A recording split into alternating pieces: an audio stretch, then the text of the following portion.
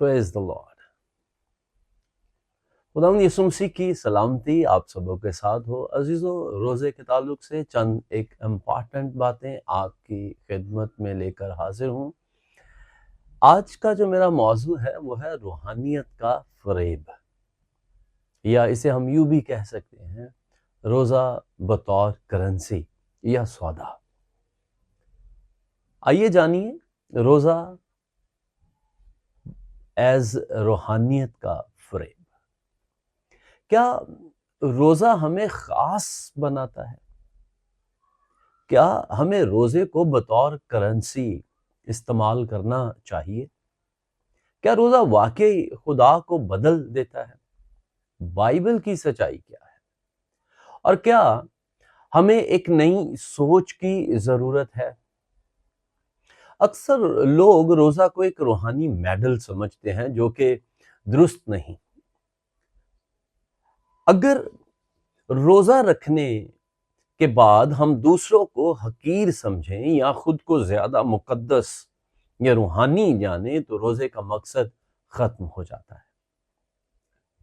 روزے کا مقصد خدا کی توجہ حاصل کرنا نہیں، بلکہ اپنی توجہ خدا پر مرکوز کرنا ہے۔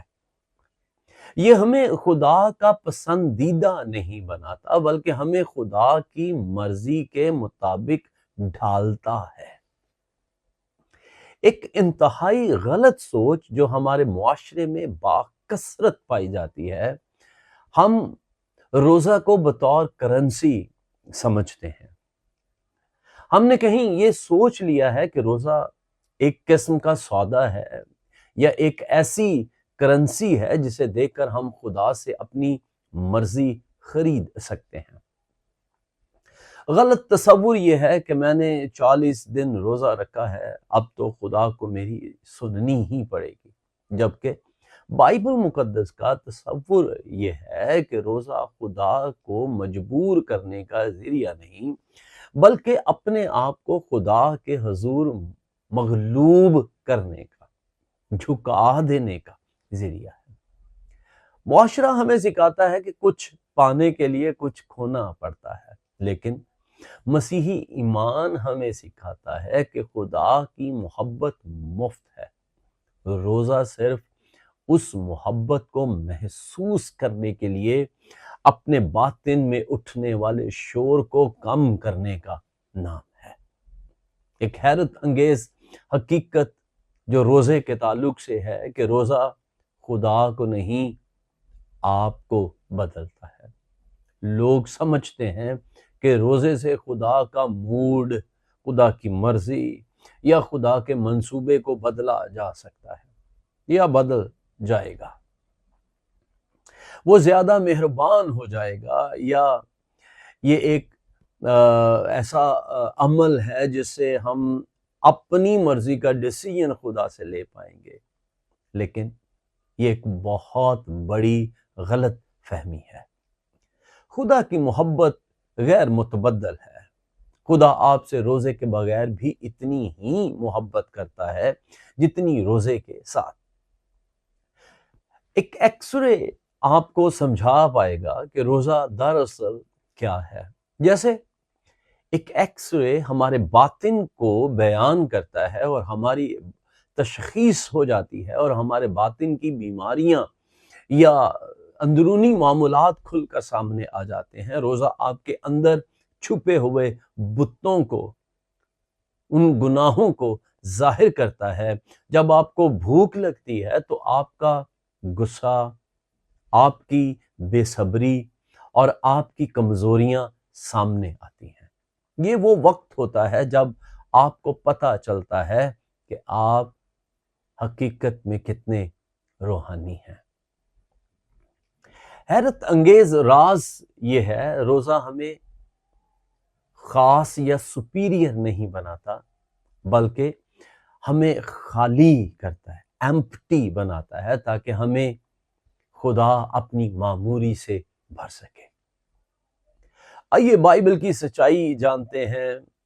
فریسی اور محصول لینے والے کی تمثیل جو انجیل مقدس میں یسوع مسیح نے فرمائی، جہاں ہمیں روحانی غرور نظر آتا ہے۔ لوکا طبیب کی معرفت انجیلی بیان میں 9 باب کی 14 سے 18 آیت میں یہ آپ کو ملے گی۔ فریسی ہیکل میں کھڑا ہو کر فخر سے کہتا ہے، میں ہفتے میں 2 بار روزہ رکھتا ہوں۔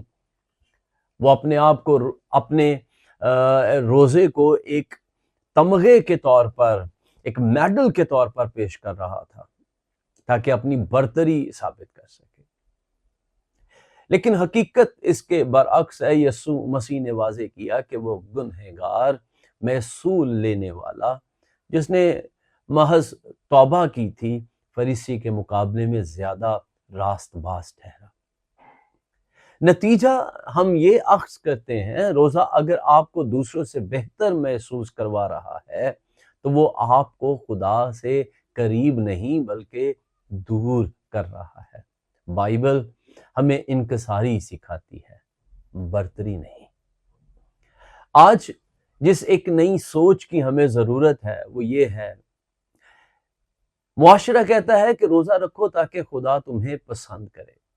بائبل کہتی ہے تم خدا کے پسندیدہ ہو، اس لیے اب روزے کے ذریعے اپنی زندگی کو اس کے تابع کر دو تاکہ وہ تمہیں استعمال کر سکے۔ آخر میں اس کو کنکلوڈ کرتے ہوئے خلاصے کے طور پر یہ کہوں گا، روحانیت کا فریب یہ ہے کہ ہم روزے کو اپنی نیکی سمجھ لیں، جبکہ اصل روحانیت یہ ہے کہ ہم روزے کے دوران یہ جان لیں کہ ہم خدا کے فضل کے بغیر کچھ بھی نہیں ہیں۔ روزہ ہمیں سپر ہیرو نہیں بناتا بلکہ ہمیں ایک اعتراف کرنے، مان لینے والے معصوم بچے کی مانند بنا دیتا ہے جو اپنے باپ کی گود میں بیٹھنے کا منتظر ہے۔ آج کی یہ مختصر سی ٹیچنگ آپ لوگوں کے لیے برکت کا باعث بنے، اور میری دعا ہے کہ ہم روزے میں، دعا میں اور مضبوط ہوں اور خدا ان کے حضور سربسجود رہیں، اس معصوم دل کے ساتھ فروتن اور انکساری میں خدا ان کو پسند آئے۔ God bless you.